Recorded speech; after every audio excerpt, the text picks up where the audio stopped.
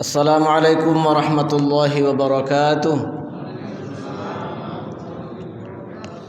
Alhamdulillah allazi arsala rasulahu bil huda wa dinil haqq liyuzhirahu 'ala ad-dini kullihi wa kafa billahi shahida.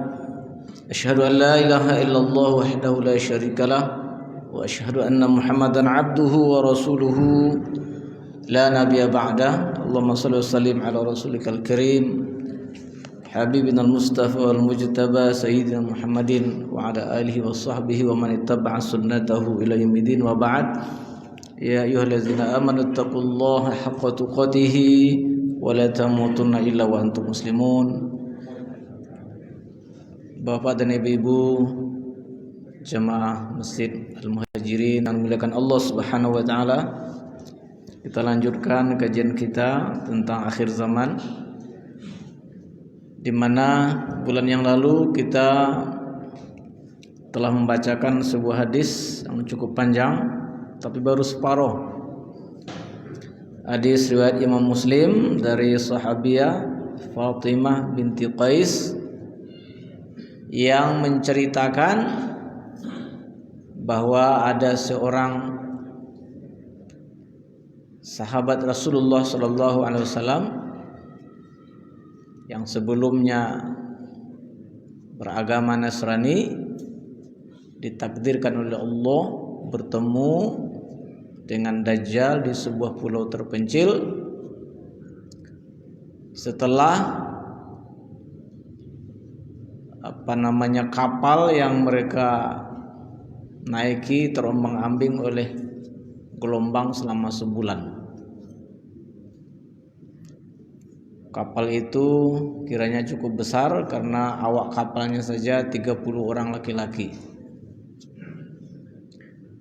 Dan bertemunya Tamim Ad-Dari dengan Dajjal menjadi penyebab beliau masuk Islam. Bertemu dengan Nabi, menceritakan apa yang dialaminya, pertemuannya dengan Dajjal, dan kemudian dia berbaiat dan masuk Islam kepada Nabi sallallahu alaihi wasallam. Bapak yang berbahagia, cerita ini yang terkandung dalam hadis ini juga menjadi muat bukti kenabian Nabi Muhammad sallallahu alaihi wasallam, di mana Nabi mengatakan apa yang diceritakan oleh Tamim Ad-Dari ini sesuai dengan apa yang telah saya ceritakan kepada kalian, kata Nabi kepada para sahabat. Nabi tidak pernah bertemu dengan Dajjal. Yang bertemu dengan Dajjal itu Tamim Ad-Dari. Tapi realita, kenyataan yang ditemui oleh Tamim Ad-Dari sesuai betul dengan yang disampaikan oleh Nabi. Karena itu siapa ini yang ngajarin Nabi? Wa yantiqu 'anil hawa in huwa illa wahyu yuha. Apa yang disampaikan oleh Nabi itu bukan berdasarkan hawa nafsunya, tapi itu berdasarkan wahyu bimbingan Allah Subhanahu wa taala. Bahagia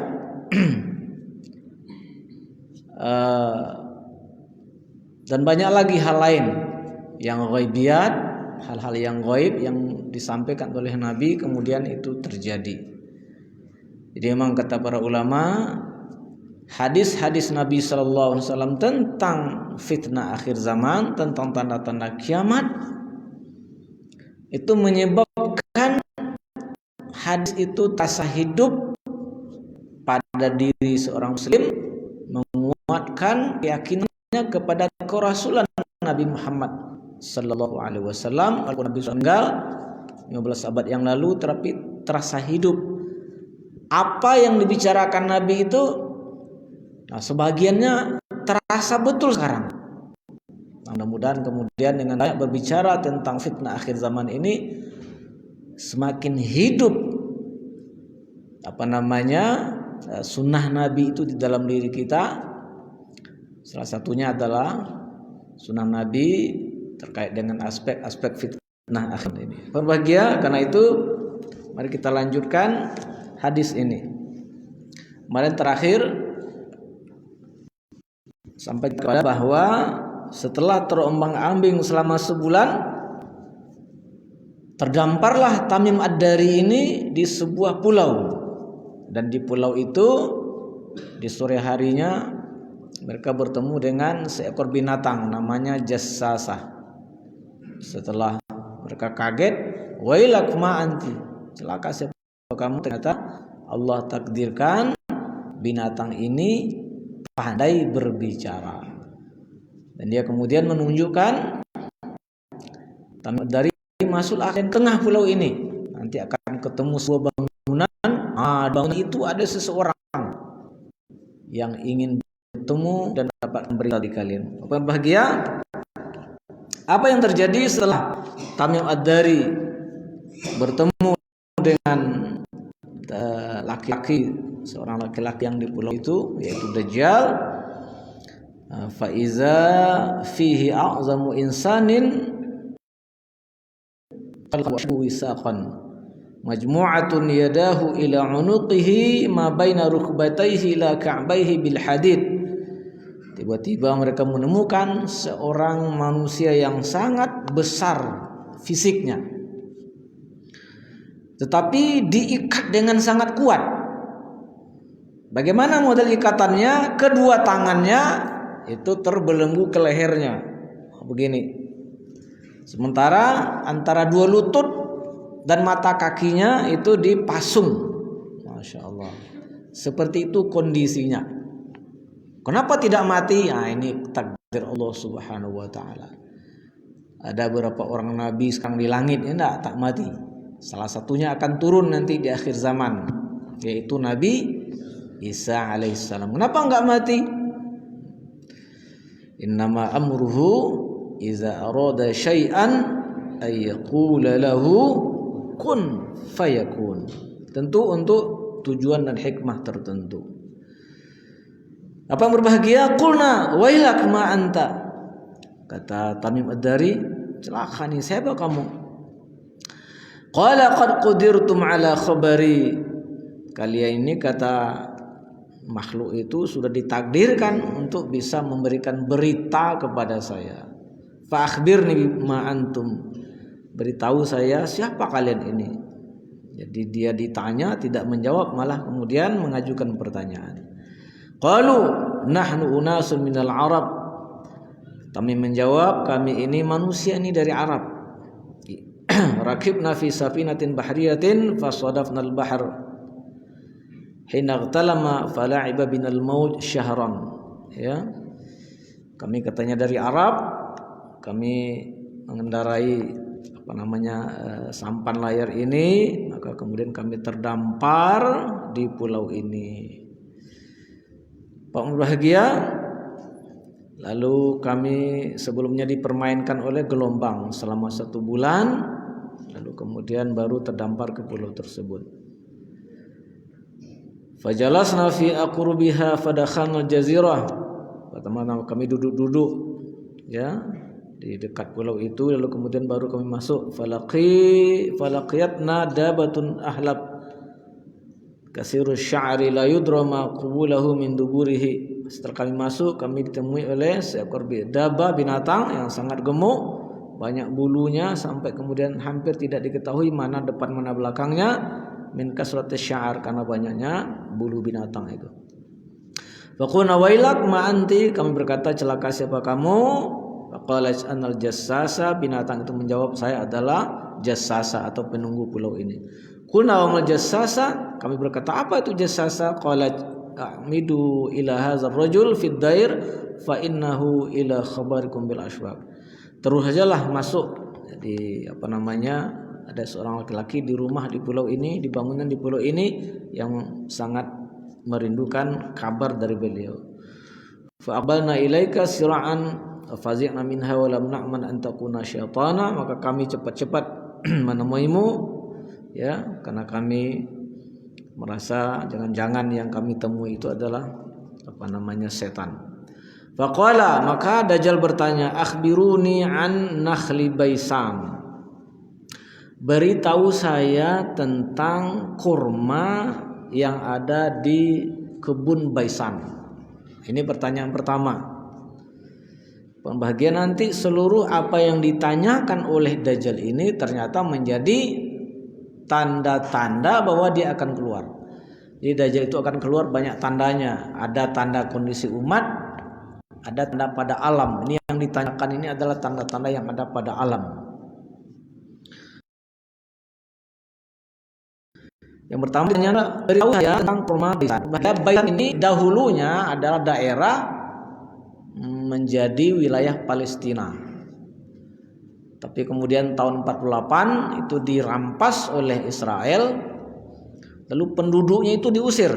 Nah, sekarang penduduk Baisan ini itu di pengungsian di Syria, di Suriah. Bapak bahagia, lalu sekarang Baisan itu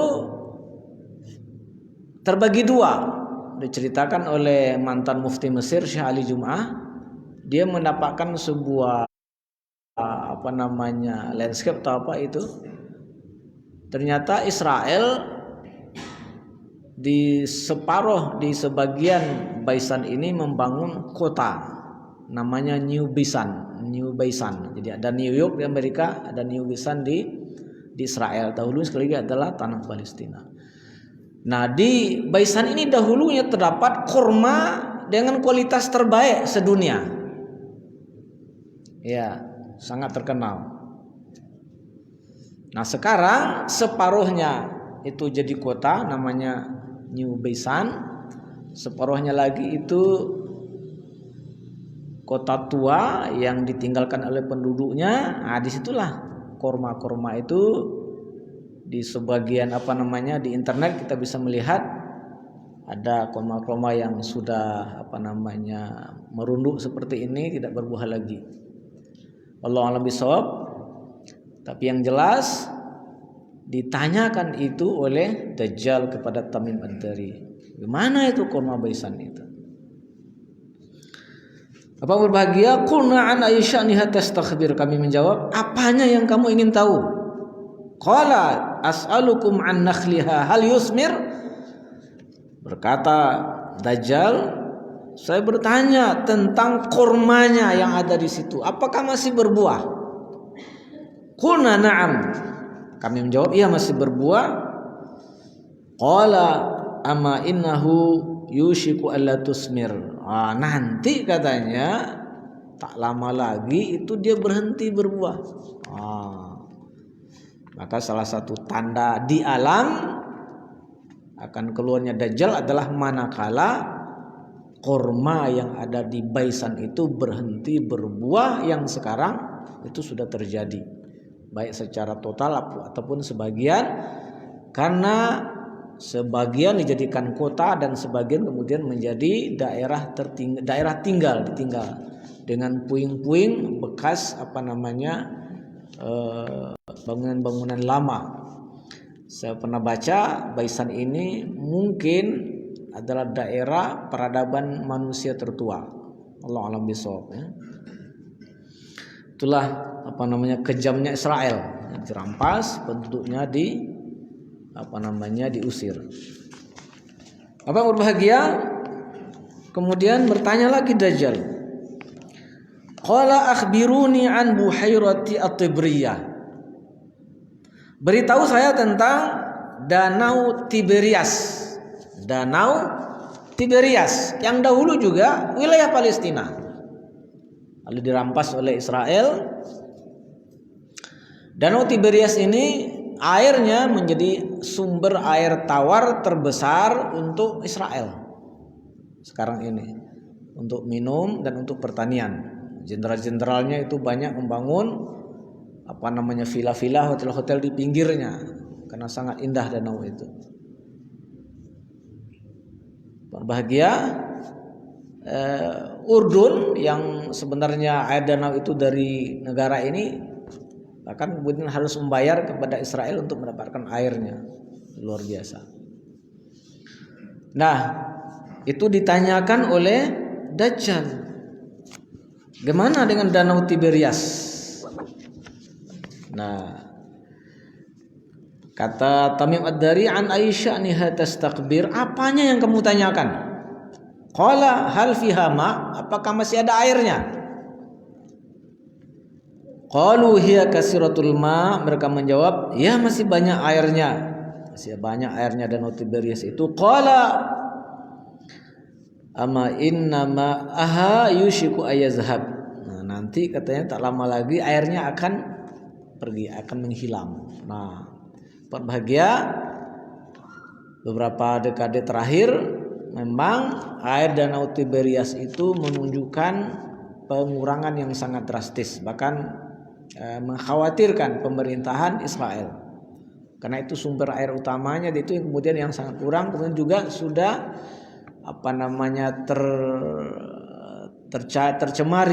tercemar. Bahkan ada seorang anak muda Palestina itu memposting sebuah video bahwa di tengah Danau Tiberias itu sekarang muncul pulau yang sebelumnya belum pernah muncul pulau di tengahnya. Itu menunjukkan debit airnya itu betul-betul sudah menurun. Ada yang mengatakan sampai sudah 16 meter, wallahu a'lam bishawab. Bapak Ibu bisa tengok itu di internet, berbahasa Arab, berbahasa Inggris, berbahasa Indonesia saya nggak tahu. Jadi Danau Tiberias. Jadi ini tanda alam kedua. Dajjal itu keluar seandainya air yang ada di Danau Tiberias itu sudah mengering. Nah, sekarang gejala-gejalanya sudah mengarah ke sana. Belum kering, tapi sudah mengarah ke sana. Apa yang berbahagia? Qala akhbiruni an ain zughar. Dia bertanya lagi, Dajjal itu, beritahu saya tentang mata air zughar, namanya mata air zughar. Qalu an Aisyah niha tastakhbir. Tamim dan kawan-kawannya menjawab lagi, apanya yang kamu ingin tahu? Qala hal fil aini ma'un wa hal yazra'u ahluha bima'il ain. Apakah di mata air itu masih ada airnya? Dan apakah penduduk di situ masih menggunakan air itu untuk bercocok tanam? Qulna lahu na'am hiya kasiratul ma' wa ahluha yazra'una min ma'iha. Kami menjawab, ya masih banyak airnya dan penduduk di situ masih bercocok tanam memanfaatkan air yang di mata air. Nah, berbahagia kalau pada dua pertanyaan di atas begitu dijawab, disambung penjelasannya oleh Dajjal, umpamanya tentang kurma bisan, dia mengatakan nanti akan berhenti berbuah. Danau Tiberias dia mengatakan nanti akan berhenti, akan kering airnya. Pas yang ketiga ini setelah dijawab masih banyak airnya, penduduk di situ masih menggunakan airnya untuk pertanian. Dajjal tidak menjelaskan lagi. Nah, kata para penganalisa hadis ini ada semacam suasana psikologis dari Dajjal itu ketakutan. Apa sebab?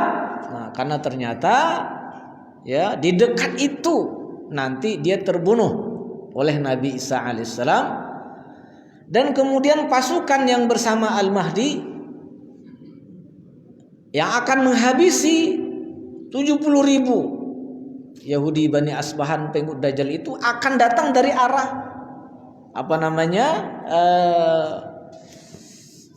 mata air zughar ini. Nah, itu penjelasannya oleh orang-orang yang meneliti tentang hadis ini. Ya, jadi begitu dikatakan masih ada airnya, ya ada suasana psikologis ketakutan muncul pada diri Dajjal karena dia tahu di daerah itu dia akan terbunuh. Nah, dan di situ pula kemudian walaupun di satu sisi kita sangat sedih dengan kondisi saudara-saudara kita yang di Palestina, tapi di balik itu ketahuilah sesungguhnya orang-orang Yahudi itu berkumpul sekarang itu adalah untuk hancur. Mereka berkumpul untuk hancur, ya nah. Nah, ini pula. Jadi di balik kesedihan itu kita membaca yang lain juga, karena memang ditakdirkan oleh Allah bahwa di situ nanti mereka akan hancur. Ada isyaratnya di surah Al-Isra, ya. itu akan dihancurkan sehancur-hancurnya. Sama juga berbahagia kalau kita melihat Suriah sekarang, ya Allah, puing-puing bangunan, ya tak? Kemudian orang banyak sekali mengungsi. Tapi ingat ya bahwa memang nanti Al-Mahdi muncul dan akan mengembalikan kejayaan Islam dengan markas di puing-puing kehancuran itu. Fustatul Muslimin Yaumal Malhamah Al-Kubra fi Madinatin yuqalu laha Ghuta fiha Madinatun yuqalu laha Dimas khairu manazil muslimin yauma izin. Jadi Al-Mahdi begitu dilantik di Ka'bah, kemudian pindah ke Syam, kata Rasulullah dia akan membangun pustot, kemah. Saya memaknai dengan makna zahir kemah saja, enggak sempat membangun istana. Ya, pada perang besar di akhir zaman itu di Ghuta, di sana ada kota namanya Damaskus, sebaik-baik negeri bagi orang Islam di akhir zaman.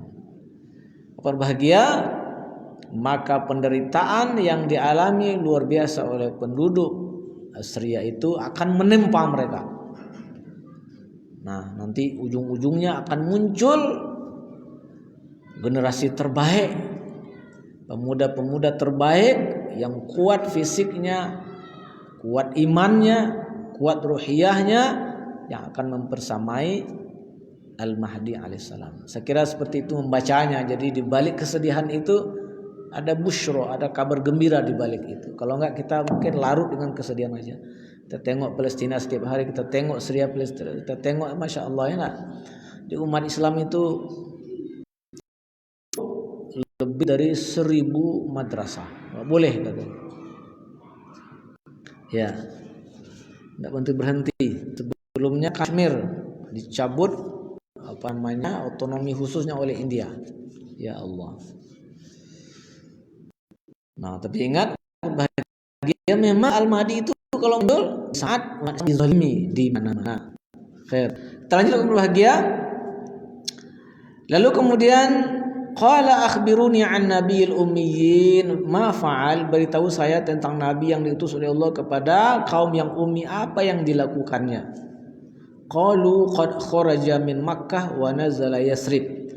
Dia sudah muncul di Mekah lalu pindah ke Madinah, ke Yasrib. Qala aqatalahu al-Arab. Dia bertanya lagi, apakah diperangi oleh orang Arab? Qulna na'am. Kami menjawab ya diperangi. Qala kaifa sana'a bihim? Lalu apa yang dilakukan terhadap mereka? Fa akhbarnahu annahu qad zahara ala may yalihi min al-Arab wa atuhu. Kami jelaskan pada dia, generasi setelahnya itu kemudian muncul orang-orang Arab yang mematuhinya. Qala lahum qad kana zalik. Bertanya lagi dia, apakah itu betul-betul terjadi? Semula diperangi, lama-lama generasi berikutnya ikut kepada dia. Kuna na'am. Kami menjawab, iya. Qala ama inazaka khairun lahum ayyuti'uhu. Baguslah mereka ikut kepada Nabi itu. Tahu pula Dajjal ini, baguslah katanya. Baguslah mereka mengikut para Nabi. Lalu baru dia memberitakan siapa dirinya. Wa inni mukhbirukum anni. Sekarang saya beritakan kepada kalian, tapi tahu kalian siapa saya, katanya. Ini anal masih, saya adalah Al-Masih. Dapat bahagia. Cuman ada etika menyebut Al-Masih ini, karena Al-Masih ini bisa maksudnya adalah Nabi Isa, bisa maksudnya adalah Dajjal. Sama-sama Al-Masih. Kata para ulama, kalau kita ingin menyebut Dajjal pakai Al-Masih, tidak boleh hanya Al-Masih saja. Mesti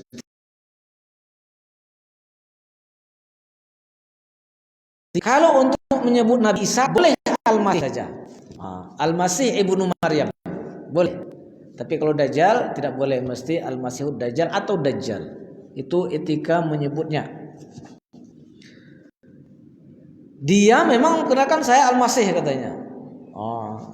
Kata para ulama dua penyebabnya. Pertama karena memang masah itu dikata-kata menghapus, mata kanannya terhapus.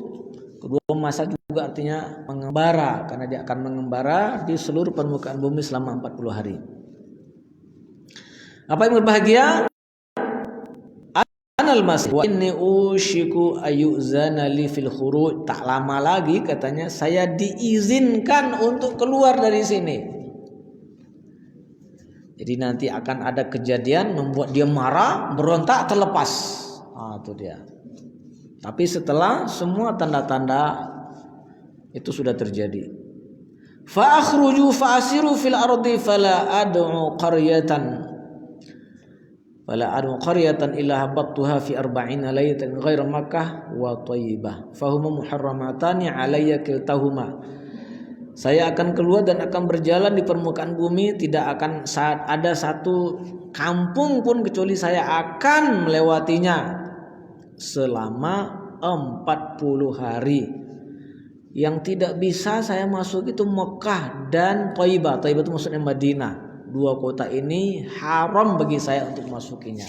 Mungkin kita bertanya, 40 hari sepantatunya enggak sampai ke ke Tampan ya. Bahagia begini penjelasannya. Di dalam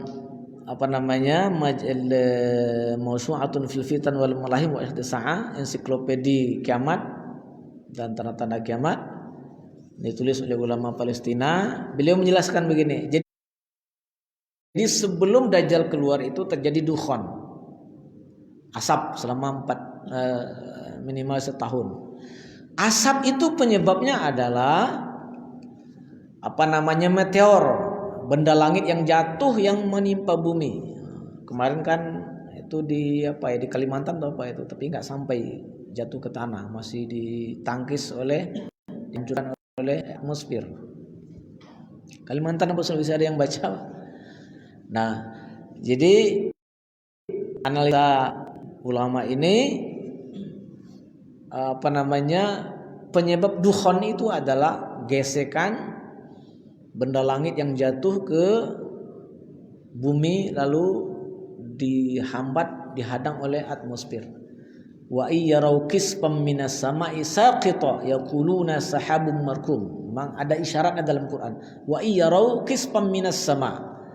Dan ketika mereka melihat kispan itu benda langit yang jatuh, yaquluna sahabun markum, mereka kemudian berkata, oh ini awan atau asap yang bergumpal-gumpal.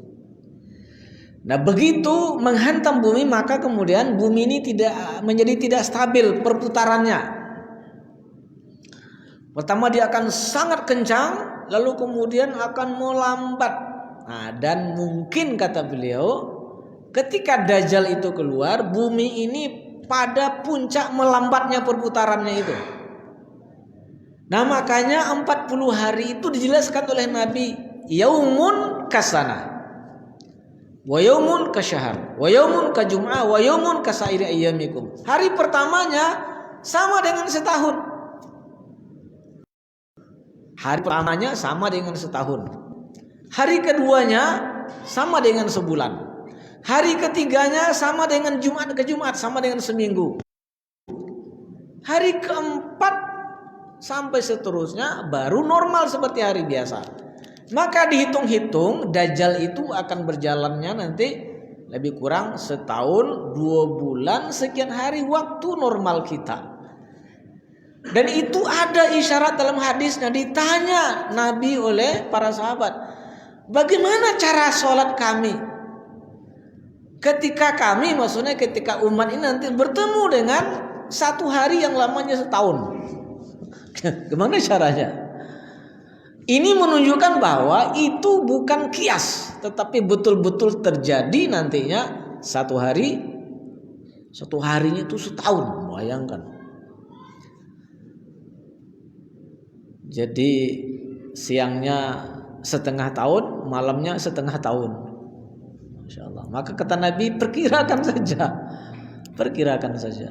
Ya Allah. Ya enggak? Apa yang berbahagia? Jadi dia akan berjalan di permukaan bumi selama 40 hari. Kullama aradtu an adkhula wahidatan aw wahidan minha istaqbalani malakan biyadihi as-sayf sultan yasudduni anha.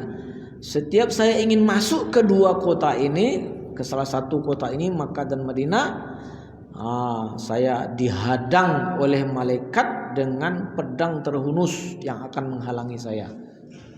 Jadi malaikat ternyata punya pedang, Pak, ya. Cuman tidak usah searching di internet bentuk-bentuk pedang malaikat, jangan ya. Dan nggak usah pula kemudian ada yang nawarkan, ya, mau pesan pedang malaikat. Nah, di akhir zaman ini macam-macam aja ditawarkan orang. Itu ghaib, Bapak Ibu. Disebut oleh Nabi pakai pedang, kita imani. Kayak apa pedangnya? Jangan dipikirkan. Wa inna ala kulli naqbin minha malaikah yahrusunaha. Setiap jalan menuju dua kota ini ada malaikat yang menjaganya. Bapak bahagia. Qala Rasulullah wa ta'ana bi misratihi fil mimbar hazihi thayyibah hazihi thayyibah. Kemudian Nabi berkata, dia kemudian apakan tongkatnya, yang thayyibah itu ini dia. Jadi Madinah itu nama lainnya Thayyibah. Sebelumnya namanya Yasrib, kemudian Madinah, nama lainnya kemudian adalah Thayyibah. Ala hal kuntu haddastukum zalika faqala nas na'am fa inni a'jabani hadisu Tamim annahu wafaqa allazi kuntu hadisukum anhu wa 'anil Madinah wa Makkah. Kata Nabi, wahai manusia, kan sudah saya beritakan. Jamaah menjawab, ya, na'am, sudah wahai Rasulullah. Kata Nabi, saya sangat takjub dengan berita Tamim ini, dan bahwa apa yang diberitakan Tamim itu sesuai dengan apa yang sudah saya ceritakan kepada kalian. Masya Allah. Termasuk tentang Mekah dan Madinah yang tidak bisa dimasuki oleh Dajjal. Berbahagia. Jadi kata Fatimah binti Qais, fahafiztu hadza min Rasulillah. Saya hafal ini dari Rasulullah sallallahu alaihi wasallam. Bahagia, itu hadisnya cukup panjang yang memberitakan pertemuan Tamim Ad-Dari dengan Dajjal. Nah, jadi berbahagia, Dajjal itu kapan dia keluar? Dia keluar kalau semua tanda-tanda yang disebut oleh Nabi itu terjadi. Kalau tanda-tanda alamnya tiga tadi, berhentinya kurma di kebun Baisan berbuah, keringnya mata air Zuhur, keringnya danau Tiberias. Lalu tanda-tanda kondisi umat ini yang juga disampaikan oleh Nabi. Di antaranya apa kata Nabi? Inna amamad dajjal sanawatun khadda'at yukazzabu fihal amin wa yusaddaqu fiha al-kha'in wa yantiqu fiha ar-ruwaybidah. Qalu wa man ruwaybidah ya Rasulullah? Qala at-tafi aw al-fasik aw al-fuwaisik yantiqu fi amril 'ammah. Sebelum Dajjal keluar kata Nabi, itu akan terjadi tahun panjang. Bukan tahunnya panjang, maksudnya bertahun-tahun, lama maksudnya. Disebut dengan tahun-tahun pengkhianatan. Disebut dengan tahun-tahun pengkhianatan. Apa maksudnya? Pada tahun-tahun itu kata Nabi, orang yang jujur itu dikhianati oleh umat. Orang yang jujur dikhianati. Para pengkhianat dengan mudah mendapatkan amanah. Udah jadi apa belum Mbak sekarang Mbak? Orang yang betul-betul jujur, itu dikhianati. Dibully, bilang kadrun, macam-macam ya. Pengkhianat dengan mudah mendapatkan amal. Itu banyak kemudian tentu penjelasannya, ya. Kan kalau kita kaitkan dengan hadis-hadis yang lain, masya Allah menarik sekali apa yang disebut oleh Nabi itu. Jadi ini disebut dengan tahun-tahun pengkhianatan. Orang jujur, orang yang amanah, itu dikhianati, nggak dapat apa-apa dia. Para pengkhianat dengan mudah mendapatkan amanah. Lebih dari itu, opini publik dibentuk oleh ruwaybidah. Opini publik dibentuk oleh ruwaybidah. Nah, kata-kata ruwaybidah itu aneh di telinga para sahabat. Bertanya mereka, apa itu wahai Rasulullah? Siapa yang ruwaybidah itu wahai Rasulullah? Kalau kita kumpul-kumpulkan hadisnya, Ruwaidah itu ada 3 disebut oleh Nabi. Satu al-fasik, orang fasik. Orang fasik itu ya orang Islam yang ya kadang bercampur, yang baik mau, yang buruk mau. Atau orang Islam yang melakukan meninggalkan dua-duanya. Yang kedua faisik, yang sangat fasik. Atau yang ketiga at-tafi. At-tafi ini orang yang sangat rendah, mungkin karena dia kafir. Mereka inilah yang kemudian membantu opini publik, ngomong apa saja. Dan itu kapan terjadinya? Kalau mereka ini ngomong, lalu kemudian omongannya itu dipublish oleh media. Nah, rasakan aja lah. Apakah ini mulai terjadi? Orang jujur dikhianati, pengkhianat mendapat amanah, opini publik dibentuk oleh orang-orang yang seperti itu. Nah, kalau sudah berarti sudah mulailah tanda-tandanya, Pak ya. Nah, berarti akan semakin gawat ini. Baik, berbahagia sudah masuk waktu Isya. Semoga sedikit banyaknya ada ilmu, ada wawasan, lebih dari itu semakin hidup spirit hadis-hadis Nabi itu dalam diri kita. Karena apa yang dikatakan oleh Nabi 15 abad yang lalu tentang akhir zaman betul-betul kita rasakan. Seolah Nabi ngomong sekarang di depan kita. Subhanakallahumma hamdika asyhadu an la ilaha illa anta astaghfiruka wa atubu ilaik. Mohon maaf. Wassalamualaikum warahmatullahi wabarakatuh.